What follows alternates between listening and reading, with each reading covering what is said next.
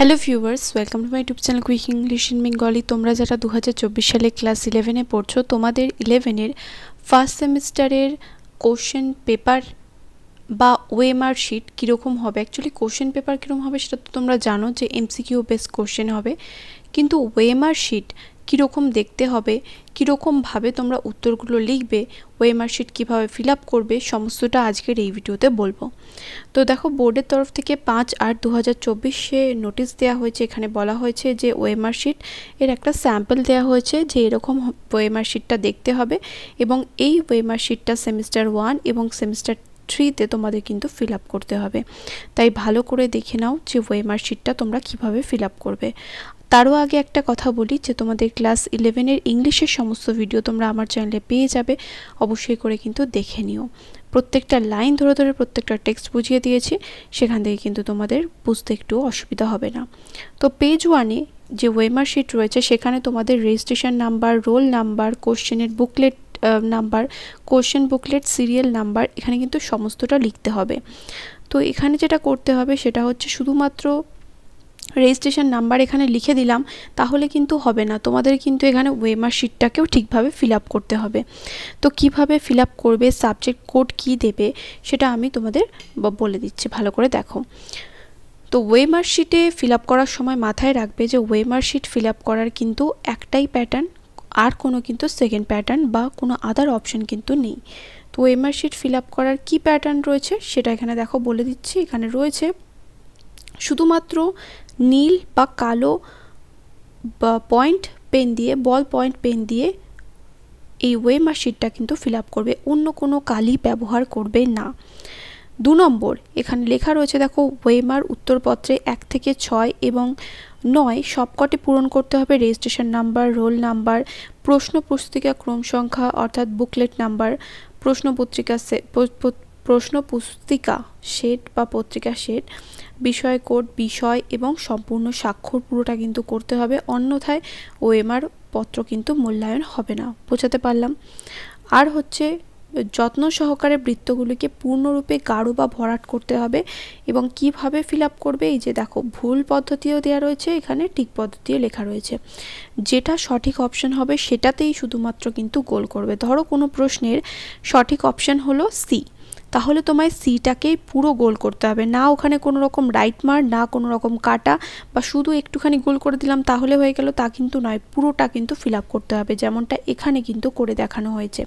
এই যে ঠিক পদ্ধতিটা এখানে লেখা রয়েছে, দেখো এখানে দেওয়া রয়েছে, আর এগুলো কিন্তু ভুল পদ্ধতি। এরকম করে কিন্তু ওএমআর ফিল আপ করবে না, তাহলে কিন্তু তোমাদের অ্যান্সার সেট মূল্যায়ন হবে না এবং তোমাদের কিন্তু 0 বসিয়ে দেওয়া হবে।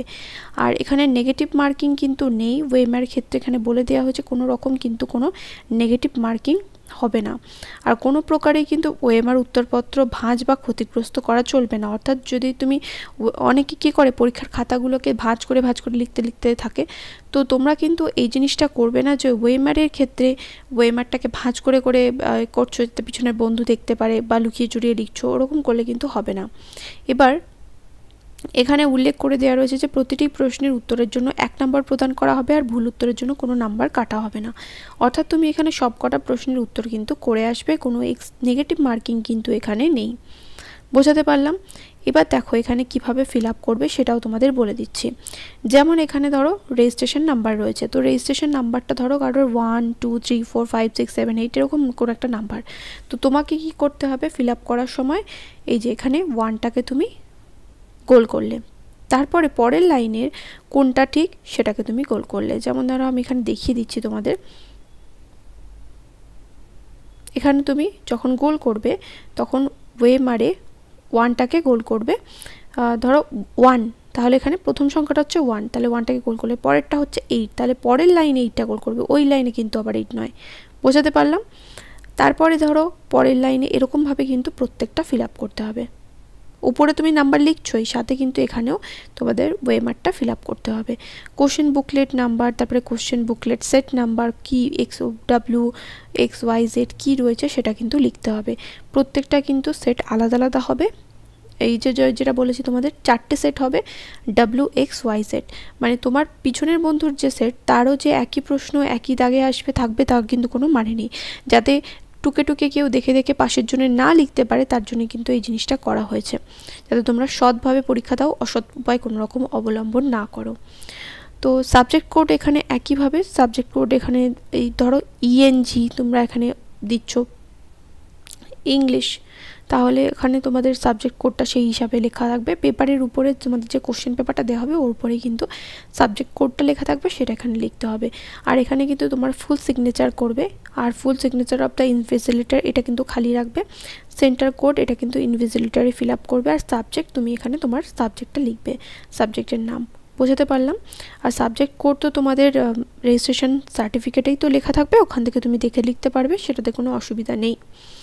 আর অ্যান্সারের ক্ষেত্রেও যেটা বললাম সেটা হচ্ছে ধরো একের দাগের প্রথম যে প্রশ্নটা রয়েছে, 1 নম্বর যে প্রশ্নটা রয়েছে সেটার উত্তর হচ্ছে সি, তাহলে তুমি সিটাকে পুরোটা গোল করবে। আবার পরের যে প্রশ্নটা সেটা হচ্ছে বি হচ্ছে উত্তর, তাহলে বিটাকে পুরো কালো করে দেবে। কালো করে দেবে মানে ওর বাইরে যেন না বেরিয়ে যায়। বোঝাতে পারলাম?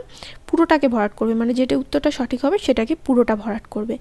এবার একটা যদি তুমি প্রশ্নের দুটোর উত্তর করে আসো তাহলে কিন্তু হবে না, তাহলে সেখান ক্ষেত্রে কিন্তু তোমার পুরোটাই কিন্তু কেটে দেবে ওই অ্যান্সারটা। বোঝাতে পারলাম? একদমই কিন্তু সোজা কালো বা নীল কালির পেন দিয়ে ফিল আপ করবে, অযথা হড়বড় করবে না। যেটা তোমরা করতে পারো সেটা হচ্ছে যে কোশ্চেন পেপারের সেটটা তুমি পাচ্ছ, প্রথমে একটা কী করবে, প্রথমে 5টা প্রশ্ন যে এমসিকিউ আছে সেগুলোর উত্তর কি হবে তুমি দেখলে, তারপরে পেন্সিল দিয়ে তুমি প্রশ্নপত্রের মধ্যে তোমার যে প্রশ্নপত্র দেওয়া হবে সেটাতে তুমি টিক মেরে নিতে পারো। টিক মেরে নেওয়ার পর তারপরে তুমি ওটা দেখে দেখে ওএমআর শিটে করতে পারো। বোঝাতে পারলাম? এরকমভাবে কিন্তু ফিল আপ করবে, তাহলে দেখবে ভুল হবে না। অযথা যদি হড়বড় করতে যাও তাহলে কিন্তু এমসিকিউ ভুল হয়ে যাবে, আর এমসিকিউতে এখান থেকে কিন্তু তোমাদের নাম্বার কাটা যাবে। আর নেগেটিভ মার্কিং কিন্তু নেই। অনেকেই তোমাদের মিথ্যে কথা বলে আছে যে নেগেটিভ মার্কিং আছে, না। ওএমআর শিট মানেই যে নেগেটিভ মার্কিং থাকবে তার কোনো মানে নেই, এখানে কিন্তু কোনো রকম নেগেটিভ মার্কিং নেই। আর কোশ্চেন তোমাদের স্কুল করবে, যেটা তোমরা অনেকেই জানতে চেয়েছিলে যে কোশ্চেন কে করবে, কোশ্চেন কিন্তু স্কুলই করবে। তাহলে কোশ্চেন ওএমআর শিট কীরকম হবে, কীরকমভাবে ফিল আপ করবে আশা করি বোঝাতে পারলাম। যেমন ধরো রোল নাম্বারের ক্ষেত্রে প্রথম যে ডিজিটটা সেটা হচ্ছে 4, তাহলে এখানে লিখবে 4 আর এখানে 4টাকে গোল করে দেবে। তারপর এটা ধরো 6, তাহলে 6টাকে তুমি গোল করবে আর এখানে উপরে 6 লিখে দেবে।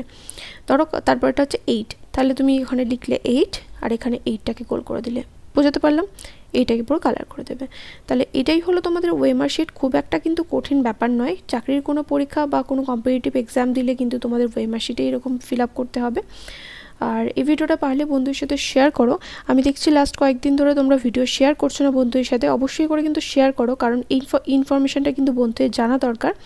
দেখা হবে নেক্সট ভিডিওতে। Till then by. আর অবশ্যই করে কিন্তু আমার চ্যানেলকে সাবস্ক্রাইব করে নিও। ইংলিশের সমস্ত ভিডিও তোমরা আমার চ্যানেলে পেয়ে যাবে, অবশ্যই করে সেগুলো দেখে নিও।